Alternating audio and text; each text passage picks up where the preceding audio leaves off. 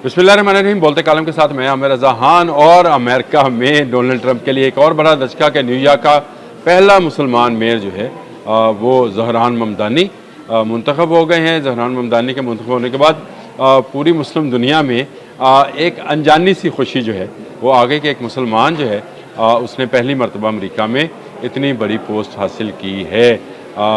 इससे पहले तो बारक ओबामा के बारे में भी यही था कि मुसलमान है, लेकिन उन्होंने कभी खुद को डिक्लेयर मुसलमान नहीं कहा था। लेकिन ज़हरान ममदानी डिक्लेयर्ड मुसलमान हैं। इनके वालिद महमूद जो हैं, ये महमूद ममदानी, ये एंथ्रोपोलॉजी और पॉलिटिकल साइंस में वर्जीनिया यूनिवर्सिटी के अंदर पढ़ाते हैं। इनकी माँ जो है, जो कि इंडियन नज़ाद हैं, मीरा नायर, वो एक फ़िल्म प्रोड्यूसर और डायरेक्टर हैं और उन्होंने बेशुमार फिल्में बनाई भी हैं। शुरू में एक्टिंग भी करती रही हैं, एक दो फिल्मों में उन्होंने एक्टिंग भी की है, लेकिन उन्होंने बहुत सारी फिल्में जिनमें सलाम मुंबई, मिसिसिपी मसाला और मानसून वेडिंग जो बहुत पॉपुलर हुई, उन्होंने अवार्ड्स भी जीता इस पर, और वेंटी फेयर। फिर उन्होंने जो है एक फ़िल्म बनाई थी कामा सूत्रा के नाम से, द स्टोरी ऑफ लव।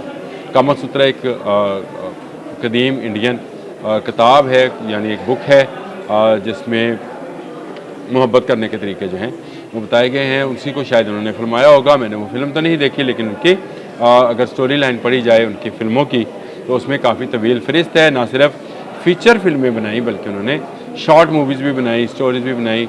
और शॉर्ट मूवीज़ में उनमें नेल्सन मंडेला जो है वो बहुत पॉपुलर रही। इसके साथ साथ उन्होंने 3 अवार्ड्स भी जीते। पद्मा भूषण अवार्ड उनके पास है जी, गोल्डन लाइन अवार्ड उनके पास है, और कैमरा डी और एक फ्रेंच अवार्ड है वो भी उनके पास है। मेरा मौजू जो है ये मीरा नायर है वो नहीं है, ये पंजाबी हैं और इनके मियाँ भी जो हैं वो पंजाबी नज़ाद हैं। लेकिन इनकी शादी जो है युगांडा में हुई थी और वहीं पर ज़हरान ममदानी जो हैं पैदा हुए, जिनको बाद में अमेरिका शिफ्ट किया गया। वहाँ उन्होंने बाकी तलीम हासिल की, वॉट्सवो कॉलेज में पढ़ते रहे और तलीम के साथ साथ हिप हॉप म्यूज़िक बनाते रहे। हिप हॉप म्यूज़िक आप समझते हैं काफ़ी पॉपुलर है, फ्यूजन होता है पॉप का और दूसरे ईस्टर्न वेस्टर्न म्यूज़िक का। इस तरह का म्यूज़िक वो क्रिएट करते रहे। बहुत सारे ऐसे गाने बनाए जो कि सोशल इश्यूज़ पर थे, यानी उनका एक गाना टैक्सी टैक्सी था, इमिग्रेंट क्वीन था। ये वो गाने थे जिन्होंने वहाँ पे अमेरिका में छोटे छोटे काम करने वाले इमिग्रेंट्स को जो है उनमें ये वो पॉपुलर हुए क्योंकि वो इनकी की नुमाइंदगी कर रहे थे।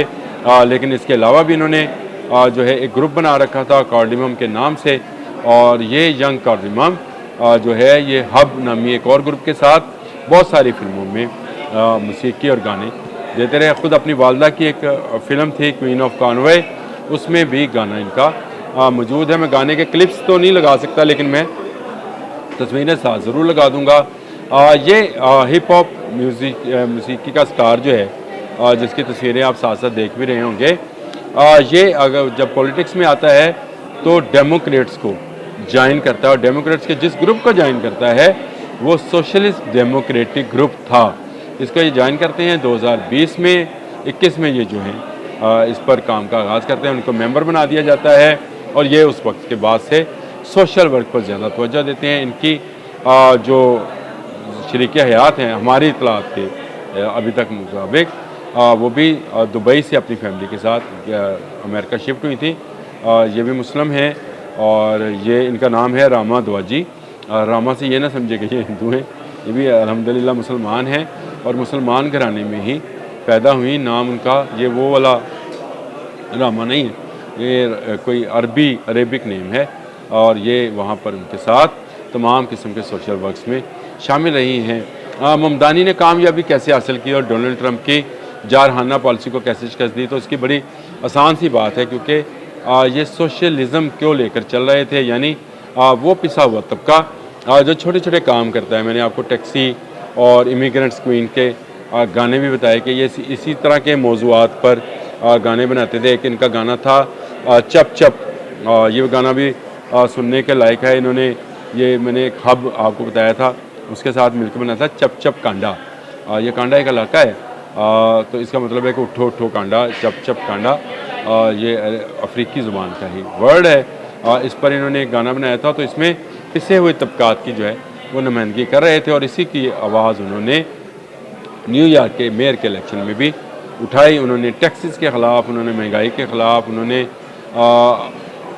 सिक्योरिटी पर, बेघर अफराद के लिए कौन सा मौजू है जिस पर ममदानी ने बात नहीं की, खुलकर बात की। उन्होंने खुलकर तनकीद का निशाना बनाया डोनाल्ड ट्रंप को और डोनाल्ड ट्रंप की ऐसी पॉलिसीज़ को जो कि वो लागू करना चाहते हैं या लागू कर चुके हैं।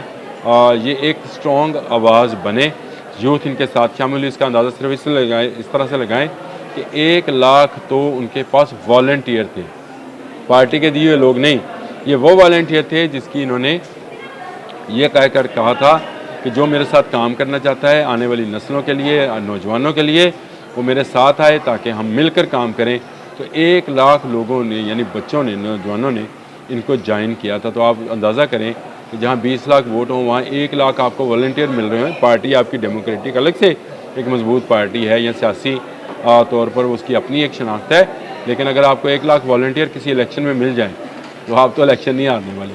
तो यही हुआ कि उन्होंने ज़्यादा वोट हासिल करके इस इलेक्शन में बिल्कुल एक तरह से कहना चाहिए कि वाइट वॉश कर दिया, यहाँ पछाड़ दिया डोनाल्ड ट्रंप की उन तमाम पॉलिसीज़ को। और इसके ख़िलाफ़ उन्होंने कहा मैं आवाज़ उठाता रहूँगा, मेरे साथ चलते रहें, मैं काम करता रहूँगा। और इसका मतलब ये है कि आइंदा आने वाले दिनों में न्यूयॉर्क की ये मेयरशिप जो है बड़ी सियासत का भी हिस्सा बनने जा रही है।